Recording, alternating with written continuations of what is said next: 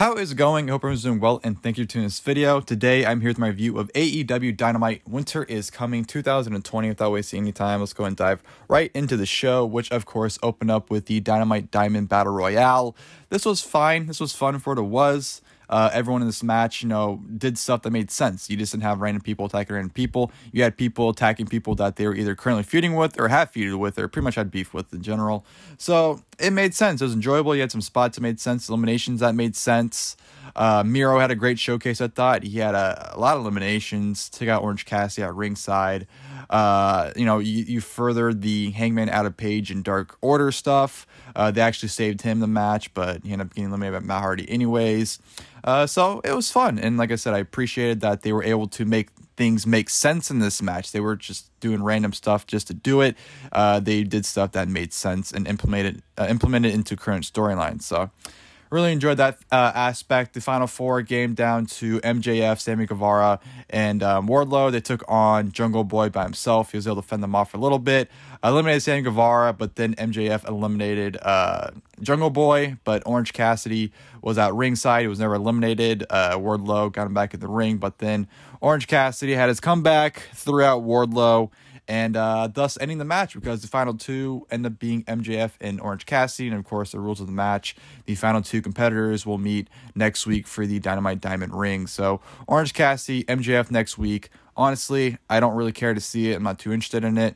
Orange Cassidy, I like him, but I feel like he's getting to the point where he's kind of being overbooked. I just feel like they're kind of really shoving him down our throats and kind of giving him a lot of opportunities. And I don't mind opportunities, but if he's constantly getting them back to back to back, it's just, I don't know. I feel like it's going to be easy to sour on him quickly at this rate. But yeah, MJF, Orange Cassidy. Like I said, personally, I don't really mind. I don't really care to see it, but we'll see how that match goes. After that, we had Chris Jericho taking on Frankie Kazarian for the very first time ever. And honestly, I was disappointed just because this match was just a big setup. By the time the match ended, it just felt like a huge afterthought. Didn't really seem like it was anything special. So it is what it is. Jericho's age definitely is showing, if you ask me. I'm not saying he's bad or anything, but you can definitely tell he's slowing down, and he's definitely not at the level where he used to be. The match was fine. Kazarian hit the flux capacitor on Jericho, which I thought was cool. Then, of course, you had Ortiz trying to get involved with the sock, but then Hager, pleading with him not to interfere, which leads to MJF running down because Frankie Kazarian had him in the walls of Jericho. MJF threatened the Talon, but then out comes Sammy Guevara, to fight him off and say, hey, man, not to do it. Let Jericho finish himself. Kazarian tried to get the win with the roll-up, but it didn't succeed. Tried to charge Jericho, but ran right into a Judas effect from Jericho in 1, 2, 3. Jericho picks up the victory over Frankie Kazarian. Like I said, it was fine. It was just disappointing for what it was. And then they made the match a huge afterthought, because afterwards Jericho gets on the mic and says, he's tired of the tension, and that next week there needs to be a decision whether they work as a team all together or they don't work together at all and they must disband. So, yeah, the ultimatum for next week. Interested to see how that goes, because, I thought when MJF joined, his whole thing would to eventually take over the group, but I wasn't expecting things to go down this quickly, so definitely am interested to see how things go about next week. But like I said, just utterly disappointed that they kind of made Jericho and Kazarian just a huge setup match and a huge afterthought. Backstage at the Young Bucks being interviewed, they take on the Hybrid 2 next week. The Acclaim come out and distract them, which leads to Hybrid 2 jumping the Young Bucks. So it was a nice segment to set up for next week. Dr. Britt Baker, D.M.D, took on legit Leyla Hirsch. And the match was fine. Pretty much what you would expect. Leyla Hirsch was pretty impressive. She had a nice showcase, I thought. She would get some nice strikes in. Her arm bars were impressive. Hit some suplexes on Britt Baker, so she definitely brought the fight to her. And, Britt Baker held her own. She sold for her pretty nicely and made her look good. But towards the end, Britt Baker was going in for the lockjaw. Leyla Hirsch was able to actually fight out of it and counter it into the armbar, but then Reba kept getting involved. Britt Baker ended up getting the advantage, locked in the lockjaw submission, ended up submitting. Leyla Hirsch get the victory, but immediately after the match, out comes Thunder Rosa to attack Britt Baker, and they brawl, which leads to, Jerry Lynn coming out to break it up and everything. So a brawl erupts between the two of them. Like I said, they get pulled apart.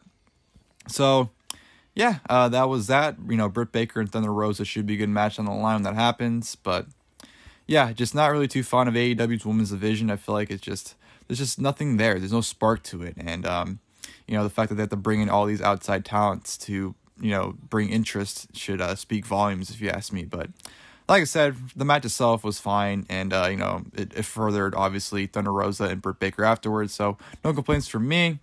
From there, I'm going to go to the American Nightmare, Cody Rhodes and Darby Allin taking on Ricky Starks and Powerhouse Hobbs. Right from the get-go, everyone just did an immediate brawl right before the bell. So the heels attack them, get the upper hand. The match starts. Cody gets the upper hand for a good little while on Ricky Starks. Darby Allin gets in. He goes at it for a little bit, gets worked over, and pretty much gets his ass kicked for a good majority of the match. He's just getting thrown around. He's selling. Hobbs and Starks just tearing Darby Allin apart until he gets the hot tag to Cody Rhodes. Cody Rhodes ran roughshod over Hobbs and Starks, ends up kicking Starks down, or kicking Hobbs down from the apron, setting up Ricky Starks, hits the cutter on Ricky Starks. Darby Allin tags in. Darby Allin hits a huge coffin drop on Ricky Starks to the 1, 2, 3, and gets the win for him and Cody Rhodes. So, enjoyable match. Honestly, best match to this point. It was kind of funny. As soon as Cody got the hot tag, he was in the ring for probably like 30 seconds, and then tagged out to Darby, and Darby got the quick victory for him and Cody. So I thought it was pretty funny, but yeah, enjoyable match. Pretty much exactly what you'd get. Darby Allin, like I said, got his ass kicked. Cody got the tag in, but then Darby ended up getting the pin still. So no complaints. But then afterwards, Team Taz didn't like it. They end up attacking Cody and Darby.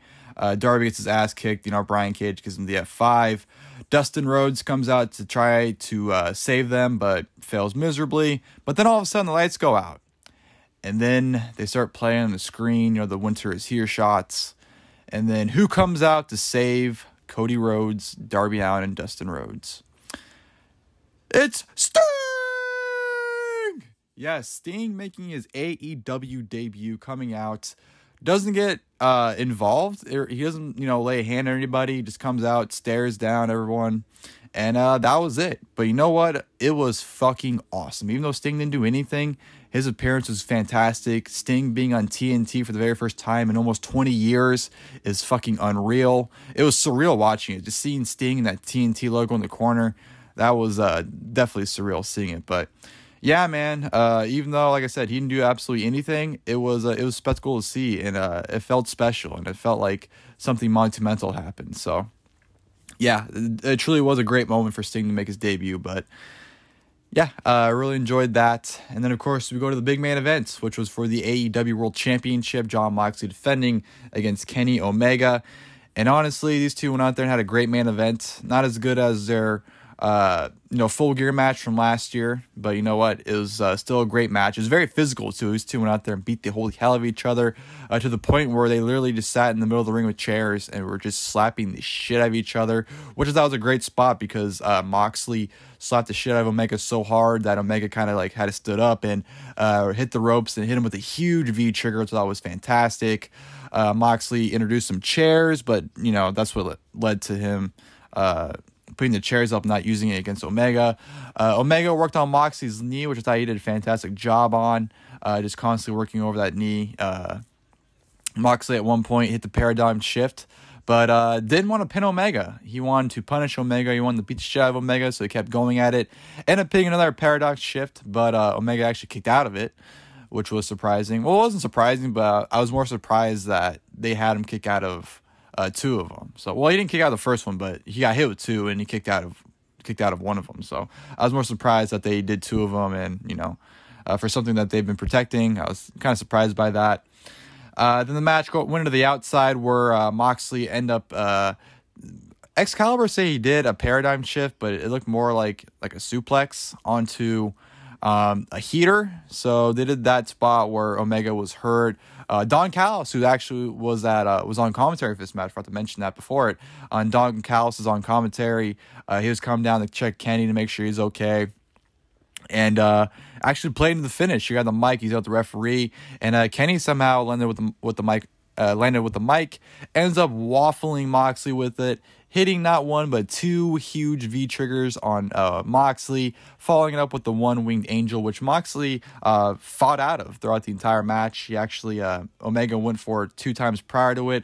Moxley was able to counter it the first time, and the second time Kenny actually had to counter it into the Kreutzer Rats, which I popped huge for. But yeah, third time was a charm for Kenny Omega. Hits the one winged angel on Jon Moxley, and 1, 2, 3 is your brand new AEW World Champion. And I couldn't be more happy. Definitely thought the timing was right. Omega was the right guy to do it.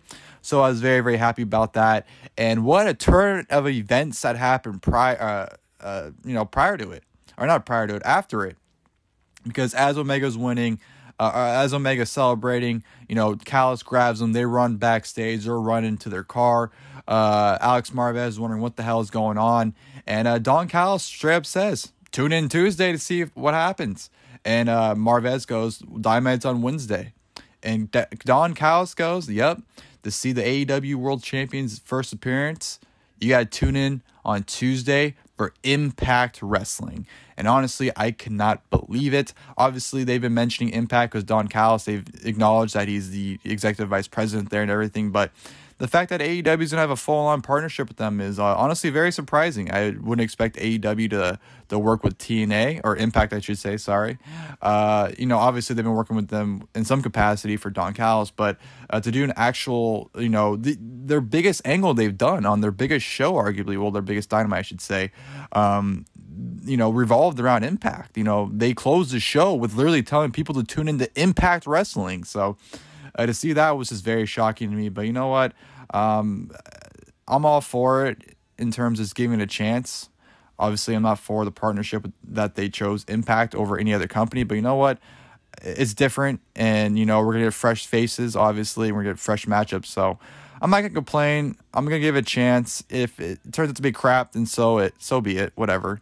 But if it ends up being a huge success, then great. Both companies can benefiting from it. But yeah, I was just very surprised that they would end, like I said, their biggest angle and their biggest Dynamite to date, promoting another company. So that's just me, but it definitely makes me intrigued to want to watch not Impact, but I want to watch Dynamite next week for sure, to see the fallout of everything. So yeah, Kenny Omega is a brand new AEW World Champion. Very excited about that. Hopefully him and Don Callis will be an act on TV, because I think those two are absolute money together. So I'm excited to see where that goes. And I'm excited to see the future of AEW. Like I said, obviously a partnership with Impact is in effect, and very interested to see how that's going to go in terms of, people cross promoting and being on different shows.